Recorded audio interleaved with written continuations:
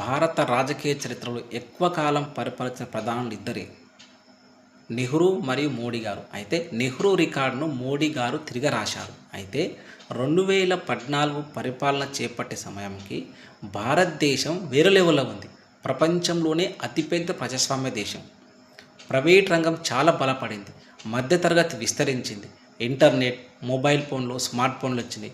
ముఖ్యంగా గ్లోబలైజేషన్ మరియు జీవన విధానం అనేక రకాల మార్చినాయి. కానీ అదేవిధంగా సవాళ్ళు కూడా మారినాయి. అయితే ముఖ్యంగా నరేంద్ర మోడీ పరిపాలన కాలంలో డిజిటల్ సేవలు మరి మౌలిక వసతులపైన ఎక్కువ దృష్టి పెట్టిండు. అయితే ఈ యొక్క మౌలిక వసతులు అనగా ఏంటంటే రైల్వేల ఆధునీకరణ, విమానాశ్రయాల అభివృద్ధి, ఓడరేవుల అభివృద్ధి, రక్షణ రంగ అభివృద్ధి, విప్లవాత్మకమైన నిర్ణయాలు.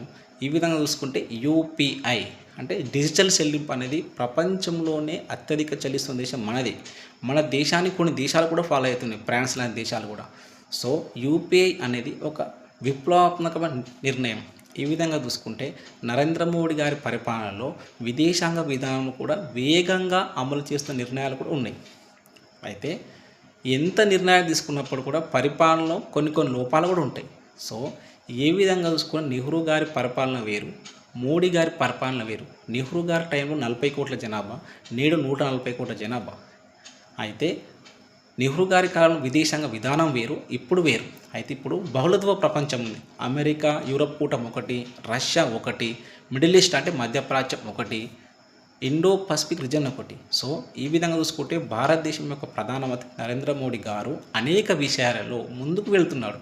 అంటే ఒక రకంగా చెప్పుకుంటే నెహ్రూ గారు వేసినటువంటి పునాది పైన నరేంద్ర మోడీ గారు అంతస్తుల మీద అంతస్తులు వేసుకుంటూ వెళ్తున్నారు. కానీ అనేక సవాళ్ళు కూడా ఉన్నాయి. నిరుద్యోగం పెరుగుతుంది, ధరలు పెరుగుతుంది, ద్రవ్యోల్బణం పెరుగుతుంది.